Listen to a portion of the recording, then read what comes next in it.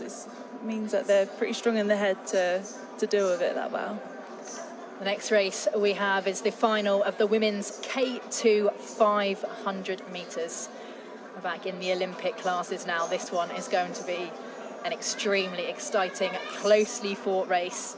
This is one of those ones where the paddlers are going to want to be testing out those partnerships ahead of Olympic qualifying later this year, making an impression, putting down a marker against their rivals. I think this is one of the most exciting races.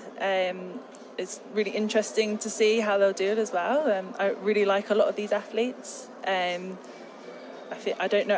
guessing the Belarusians are going to be really impressive, and I do know that one of them has been away and had a baby. So you've got several women here that have gone and had a baby and come back, and that's incredible. And we're starting to see more and more of that. I don't know how they're doing it, but it's impressive. Also to mention that the Belgian crew with Hermine, she's injured at the moment, and I think she's in quite a bit of pain, but she's out there and she's about to race final A, so it's impressive.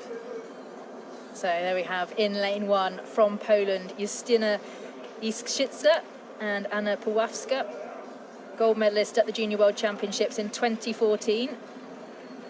And they also won gold at the Junior Europeans in that year in the K2000. So 5 years later, they're back pairing up. And Justyna Iskrzydska is also the reigning under-23 European champion in this event with Paulina Pasek. Alongside them from New Zealand, Amy Fisher and Caitlin Ryan, both in the New Zealand K4 that won silver at the World Championships last year. And both with plenty of K2 experience, plenty of K2 credentials under their belts as well. Amy Fisher won silver at the World Championships last year in the K2 200, teaming up with Kayla Imrie.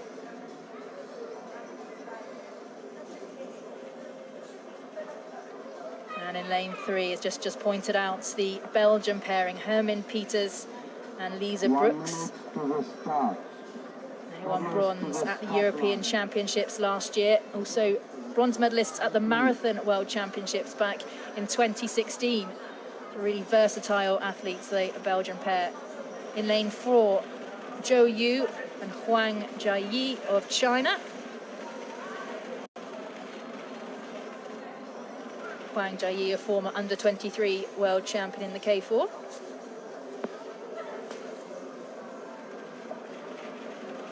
In lane 5, from Belarus, Olga Hudenka and Marina Litvinchuk.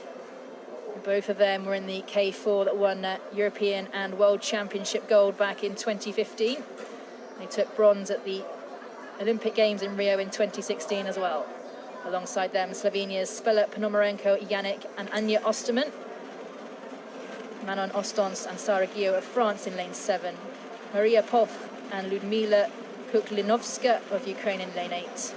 With Austria's Anna Roxana Lehach and Victoria Schwartz in lane 9, and they're underway. Big powerful start from Ukraine and also from the Belarusians in lane 5 as well. France's Manon Ostons and Sara Guillot going really well. The reigning European champions finished 4th at the World Championships last year, but it is Belarus who just knows their way into the lead. That's Hudenka and Litvinchuk.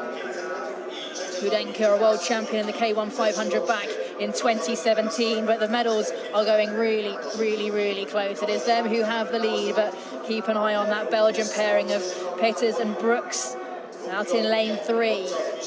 They'll certainly be contending for the medals. Also going well is France's Ostons and Guillot.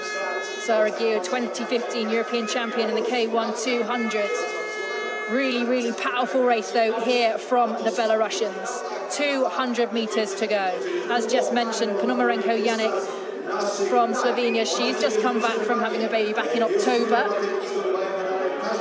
Can she get herself into the medals as well? So they've got 100 meters left to go now. Hudenka and Litvinchuk of Belarus have clear water ahead of the rest of the field. There are boat lengths in the lead. Peters and Brooks of Belgium currently in the silver medal position. The battle is on for those silver and bronze medals, though. It's not over yet in those positions, but it's going to be Belarus who take the gold. It will be the Belgians who take the silver. Fantastic for them. And I think the Slovenian crew of Spela Ponomarenko Yannick and Anja Osterman took the bronze there. That will be, I have to see the replay to really see that one, but a fantastic finish from the Belgians to take the silver medal. But the gold medal went to Olga Hudenka and Marina Litvinchuk of Belarus. That was a really good race. I'm so happy to see the Belgian girls getting a silver medal. That's very impressive, considering I'm injured as well. It was a good race.